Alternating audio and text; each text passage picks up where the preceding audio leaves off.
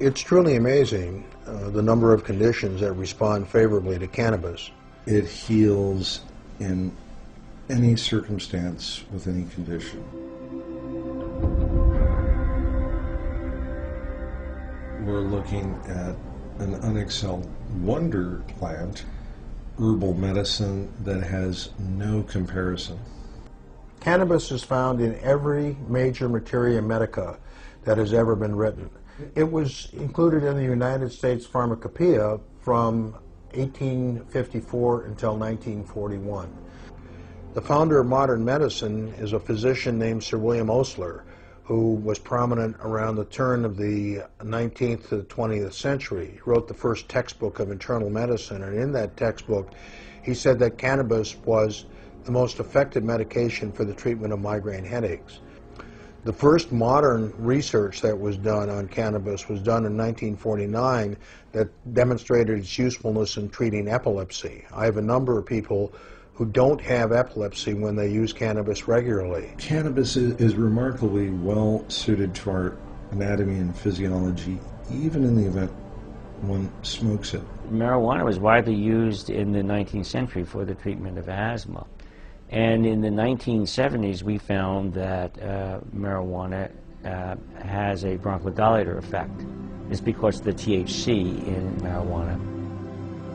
What is the evidence that marijuana smoking, habitual marijuana smoking, can lead to lung cancer?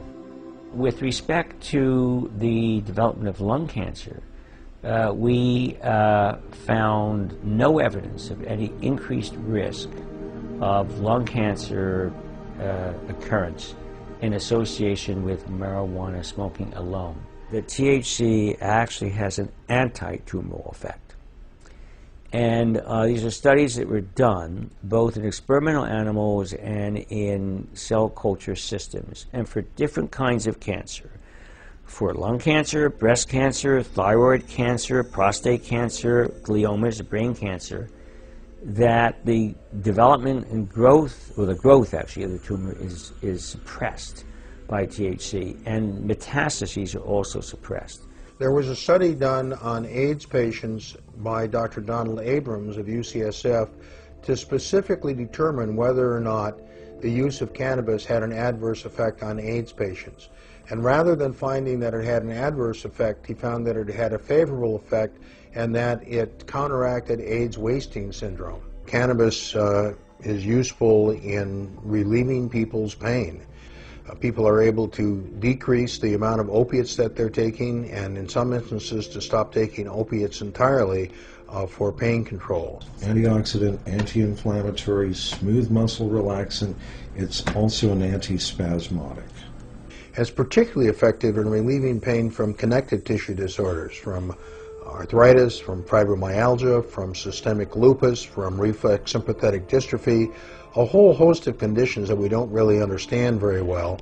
People seem to get good relief from cannabis. From a medical viewpoint, cannabis has no overdose potential. It's helpful in dealing with the anxiety of people that have Alzheimer's disease. It's helpful in dealing with the muscle spasms that are associated with Parkinson's disease. Cannabis has an unexcelled record in terms of providing safe and effective sleep.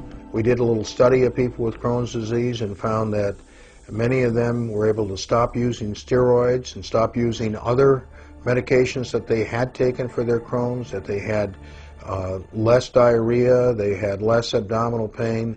It was a true miracle for them. Here you have a substance that makes you feel better, has no overdose potential, returns you to your cognitive level of functioning. We've got 15,000 studies that have been done, both basic science and clinical studies, that have demonstrated over and over again the medicinal value of cannabis. I think there's a very bright future for medical cannabis in this country.